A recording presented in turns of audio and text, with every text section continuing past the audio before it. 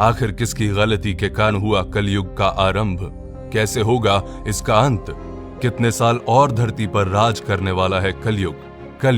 कलयुग यानी आज का युग जिसमें हम जी रहे हैं। कितनी पीड़ा, कितना दुख, कितनी यातनाएं हैं इस कलयुग में, फिर भी हमें जीना तो पड़ता ही है। लेकिन क्या आपने कभी सोचा है कि कहां से आया है ये कलयुग? आखिर क्यों इस धरती पर कलयुग की जरूरत पड़ी? आज की इस वीडियो में मैं आपको बताऊंगा कि आखिर क्यों और कैसे इस कलयुग ने धरती पर जन्म लिया और कैसे इसका अंत होगा। तो जैसे आपका दोस्त आपको जब कुछ बातें बताता है तो आप उसे सुनते हैं, वैसे ही आप मुझे अपना दोस्त मान ले, ऐसा मैं कहूंगा नहीं, क्योंकि मैं आपका दोस्त ही हूं। तो आखिर तक बने रहिए इस वीडियो में मेरे साथ और मेरी बात को ध्यान से सुनिए।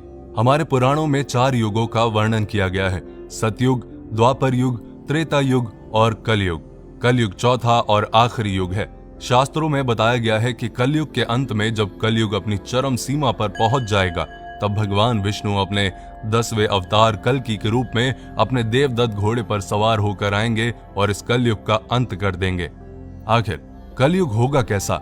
हमारे पुराणों में बताया गया है कि कलयुग में पाप, अधर्म, घृणा, झूठ, अपराध आदि काफी बढ़ जाएगा। मनुष्य केवल 20 साल तक ही जीवित रहेंगे। उनका कद भी घटकर 4 इंच तक हो जाएगा। कलयुग में कुछ ऐसे व्यक्ति होंगे जो विद्वान कहलाएंगे, लेकिन अपने फायदे के लिए दूसरों को नुकसान पहुंचाने में जरा भी नहीं हिचकिचाएंगे। कलयुग में लोग अपनी संतानों के मोह में इतना डूब जाएंगे कि संतान का विकास ही रुक जाएगा और बच्चे माता पिता के प्रेम में फंसकर ही रह जाएंगे। कलयुग में अगर किसी दूसरे की संतान साधु बने तो उसके दर्शन अवश्य करेंगे, लेकिन अगर खुद की संतान साधु बने तो निराश होकर रोएंगे और सोचेंगे कि आखिर उनकी संतान ने ऐसा क्यों किया।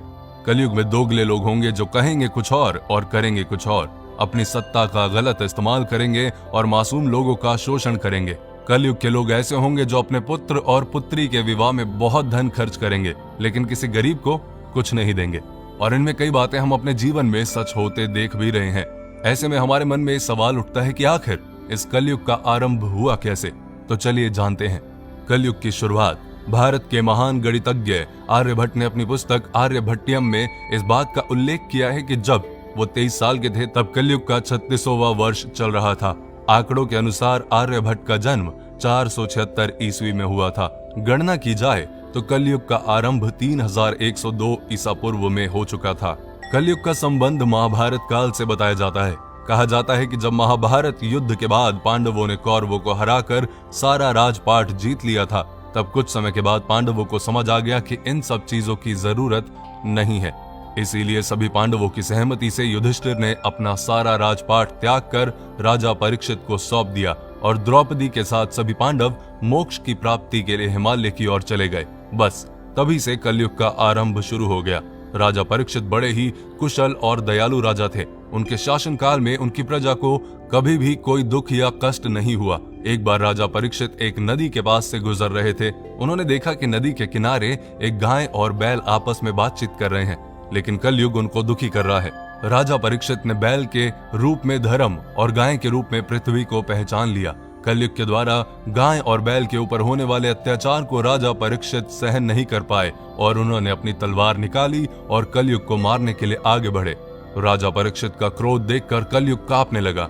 कलयुग भयभीत होकर अपने राजसी वेश को उतार कर राजा परीक्षित के चरणों में गिर गया और क्षमा याचना करने लगा। राजा परीक्षित ने शरण में आए हुए कलयुग को मारना उचित ना समझा और उससे कहा, कलयुग तू मेरे शरण में आ गया है, इसलिए मैं तुझे जीवन दान दे रहा हूँ, लेकिन अधर्म, पाप, झूठ, चोरी, कपट, दरिद्रता आदि अनेक उपद्रवों का मूल कारण केवल तू ही है। तू मेरे राज्य से अभी निकल जा और फिर कभी लौट कर मत आना। परीक्षित की बात को सुनकर कलयुग ने कहा कि पूरी पृथ्वी पर आपका निवास है। पृथ्वी पर ऐसा कोई भी स्थान नहीं है जहां आपका राज्य ना हो। ऐसे में मुझे रहने के लिए स्थान प्रदान करें। तब राजा परीक्षित ने सोच विचार कर कहा, झूठ, धूत, मद्यपान, परस्त्री घमन और हिंसा, इन 4 स्थानों में असत्य, मद, काम और क्रोध का निवास होता है, तो इन 4 स्थानों पर रह सकता है। लेकिन इस पर कलयुग बोला, हे राजन, ये 4 स्थान मेरे रहने के लिए अपर्याप्त हैं, अन्य जगह भी प्रदान कीजिए मुझे। इस मांग पर राजा परीक्षित ने उसे स्वर्ण के रूप में 5वां स्थान प्रदान किया।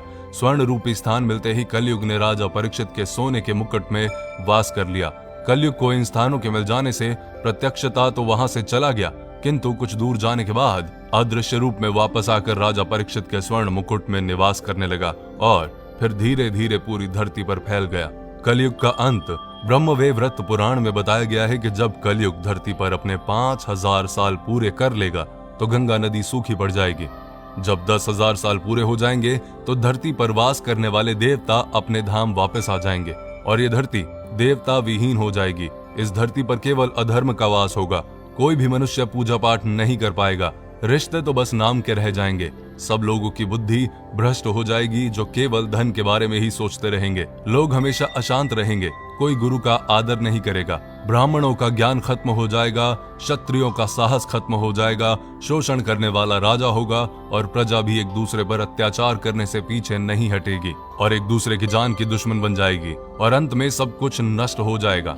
फिर कलयुग अपनी चरम सीमा पर पहुंच जाएगा और तब भगवान विष्णु अपने 10वें अवतार कल्कि के रूप में आएंगे और केवल 3 दिन के अंदर ही सभी अधर्मियों का नाश कर देंगे। तब बहुत तेज बारिश होगी जो कि भयंकर तूफान के साथ पूरी पृथ्वी को पानी से डुबा देगी। उसके बाद आकाश में एक साथ 12 सूरज उगेंगे और जिसके प्रकाश से धरती का सारा पानी सूख जाएगा और फिर से एक युग का जन्म होगा। कितने साल बाद होगा कलयुग का अंत? शास्त्रों में बताया गया है कि धरतीवासियों का 1 साल देवताओं के 1 दिन के बराबर होता है। एक संक्रांति से दूसरी संक्रांति को एक सोलर मास कहा जाता है। ऐसे 12 सोलर मंथ का एक सोलर वर्ष होता है जो देवताओं का 1 दिन और रात होता है। सतयुग को 4800 दिव्य वर्ष का बताया गया है। त्रेता युग 3600 दिव्य वर्ष का था। द्वापर युग 2400 वर्ष और कलयुग 1200 दिव्य वर्ष, यानी कि कलयुग 4,32,000 सौर वर्ष का होगा, जिसके अनुसार कलयुग के अभी 5000 साल ही पूरे हुए हैं। 4 लाख से भी ज्यादा वर्ष अभी बाकी हैं जब तक कलयुग इस धरती पर राज करेगा। लेकिन कलयुग के इस समय में मनुष्य को इस भयंकर प्रलय से केवल हरि कीर्तन और भक्ति ही बचा सकता है। तो अपनी लाइफ में ध्यान रखिए कि दूसरों को दुख देने से कुछ नहीं होगा। भक्ति में ही शक्ति है। भजन करें, कीर्तन करें, दूसरों की हेल्प करें, अपना ध्यान रखें और अपनों का ध्यान रखें। ये वीडियो आपको कैसी लगी मुझे कमेंट करके जरूर बताएं और अगली वीडियो बहुत ही अच्छी और बहुत ही इंफॉर्मेटिव लेके आने वाला हूं आपके लिए। पेज को फॉलो करें अगर अभी तक आपने किया नहीं। प्लीज कमेंट करके फीडबैक अपना जरूर दें।